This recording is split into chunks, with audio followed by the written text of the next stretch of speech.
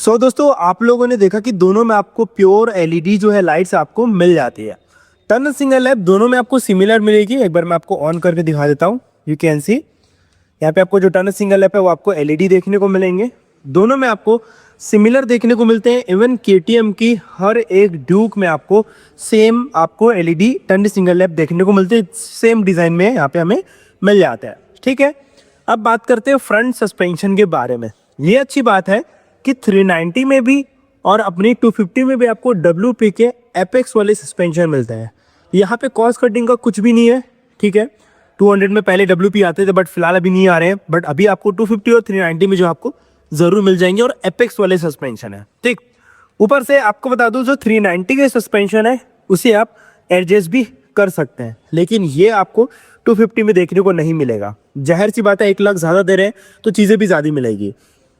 ठीक है, tyre size में आते हैं। देखिए आपको बता दूं वैसे तो टायर साइज दोनों का सिमिलर है। ठीक है, 11070 R17 का टायर दोनों में आता है। बट डिफरेंस क्या है?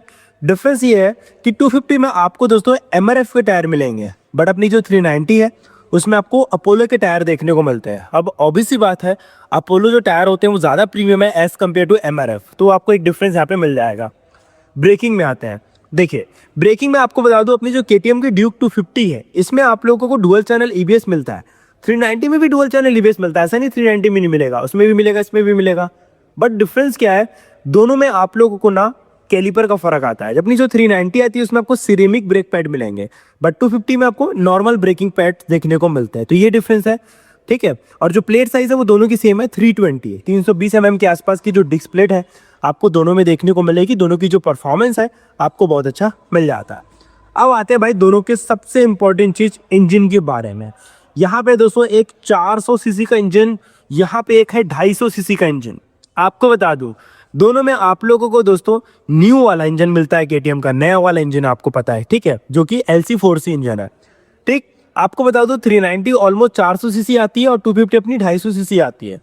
250 मैक्सिमम पावर में 31 का PS पावर जनरेट करती है तो और 25 का न्यूटन मीटर टॉर्क जनरेट करेगी। अपनी जो 390 है वो 46.5 का PS पावर जनरेट करती है और आपको लगभग 39 के आसपास का न्यूटन मीटर टॉर्क ऑफर करती है।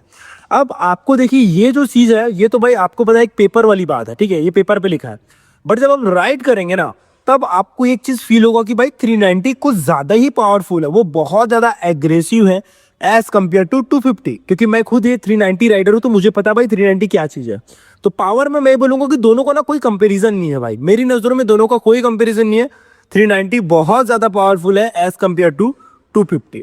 ठीक है, रेडिएटर दोनों में लिक्विड कूल इंजन मिलेगा। दोनों का रेडिएटर साइज सेम है, दोनों में आपको कर्व रेडिएटर मिलेंगे जिसकी परफॉर्मेंस काफ़ी टॉप लेवल की आपको मिल जाती है। ठीक, अब देखिए थोड़ा स्पेशल फीचर। स्पेशल फीचर में क्या आ गया, दोनों में आप लोगों को स्लीपर क्लच मिलता है, दोनों में आप लोगों को राइड बाय वायर मिलता है, दोनों में आप लोगों को क्विक शिफ्टर देखने को मिलता है। ठीक है, दोनों तीनों चीज़ें आपको दोनों बाइक में मिलेगी। यहाँ पे परफॉर्मेंस और फीचर्स में जो है 250 में कोई कॉम्प्रोमाइज़ नहीं है, आपको सारी चीज़ें मिल जाती है। दोनों bike number of 6 speed gear box के साथ में आती है। दोनों बाइक E20 नॉर्म्स के साथ में आती है। आप ये एथेनॉल E20 वाला आपको पता है अभी बाइक इतना इशू चल रहा है, बट दोनों में आप चाहे दलाएंगे कोई आपको इशू दोनों बाइक में नहीं आने वाला, क्योंकि दोनों बाइक E20 कंफर्टेबल हमें मिल जाती है।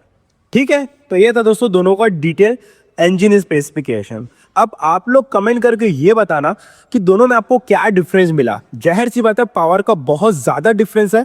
390 की जितनी ज़्यादा पावर है उतने में एक 150 सीसी की बाइक और बन जाएगी एक्स्ट्रा, अगर हम 250 से निकाल लें तो 390 से निकाल लें तो पावर बहुत ज़्यादा आपको मिल जाता है अपनी 390 में।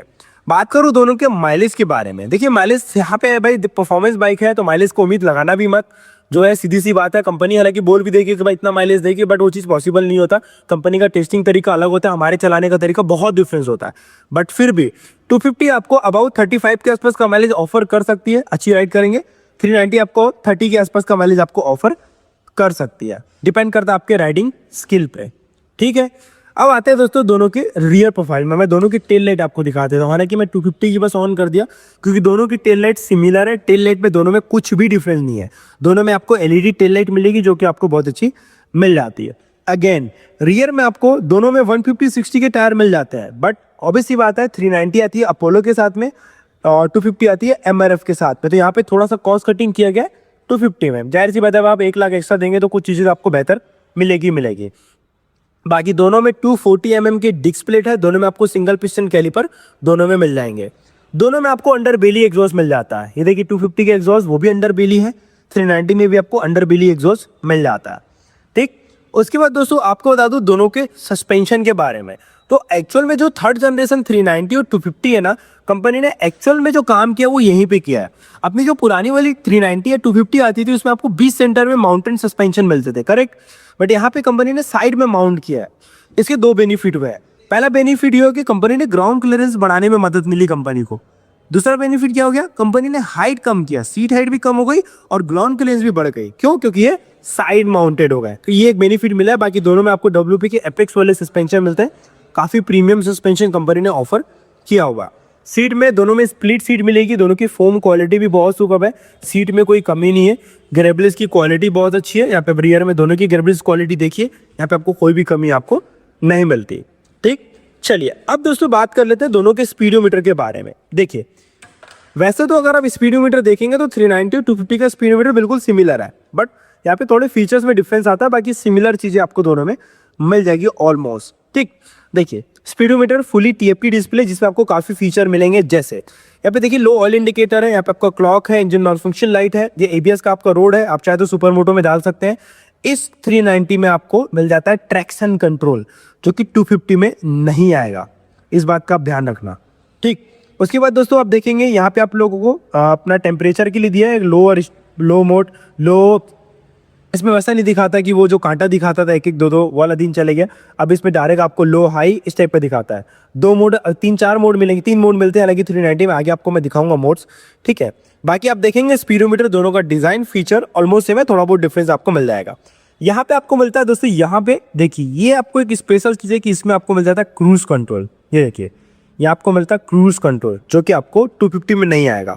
ठीक, यहाँ से देखिए आप इसे सेट कर सकते हैं, कम ज़्यादा कर सकते हैं, यहाँ से आप क्रूज कंट्रोल में से डाल सकते हैं। तो ये काफ़ी अच्छा फीचर आपको इसमें मिल जाएगा। ठीक, ये इसका स्पीडोमीटर कंट्रोलर है। स्पीडोमीटर को आप देखेंगे अंदर क्या क्या फीचर है। तो सबसे पहले आप देखेंगे मोटरसाइकिल खुला, जिसमें आपको राइड मोड में street, track and rain 3 mode मिल जाएंगे। ABS में आपको 2 मोड मिलता है, super moto and road. Super moto में जब डालेंगे तो रियर ABS ऑफ हो जाता है। MTS में ट्रैक्शन कंट्रोल आपको मिलेगा, प्लस इसमें एक और चीज़ है 390 में लॉन्च कंट्रोल भी आपको मिलेगा, जो कि 1000 किलोमीटर चलने के बाद ही खुलेगा। बाइक कंफर्म में coolant temperature, fuel range, battery, odo, service, warnings, ये सारे फीचर है। उसके बाद आपका ट्रिप 1 ट्रिप 2 ये मिलेगा। उसके बाद मोड में आप देखेंगे यहाँ पे क्रूज कंट्रोल, यहाँ से आप कर सकते हैं कंट्रोल। ठीक है, स्पीड कंट्रोल या क्रूज कंट्रोल यहाँ से आपको मिल जाएगा, आप इसे सेट कर सकते हैं। सेटिंग्स में आप देखेंगे favourite, custom switch, kick selector, connectivity, kick shifter, sip light, clock date unit, language, extra function, ये सारे फीचर आपको 390 की डिस्प्ले मिलेंगे। सेम फीचर उसमें मिलेंगे, बस थोड़ा बहुत फर्क है। जैसे इसमें क्रूज कंट्रोल आता है, ट्रैक्शन कंट्रोल आता है, वो कुछ चीज़ें उसमें नहीं मिलेगी, बाकी ऑलमोस्ट सेम आपको मिल जाती है। ठीक, और देखिए यहाँ पे E20 की बैजिंग भी लगी हुई है, जिससे आपको पता चलता है कि आप E20 एथेनॉल पेट्रोल इसमें डालते भी हैं, तो भी आपको जो है कोई भी इशू नहीं आने वाला। हाँ भाई, थोड़ा तो फर्क पड़ता है परफॉर्मेंस में, लेकिन ठीक है, अब कंपनी जो है कैसे भी करके कंफर्टेबल दे रही है। इंडिया में रहना है तो कंफर्टेबल देना पड़ेगा वाली बात है। ठीक, अब दोस्तों आप कमेंट करके बताओ, क्या 1 लाख रुपए देना 390 के लिए वर्थ है या नहीं है?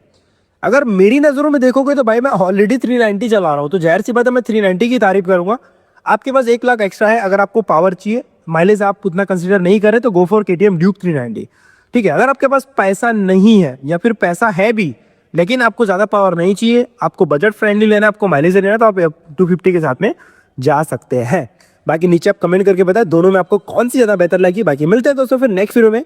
लव यू ऑल, जय हिंद, वंदे मातरम।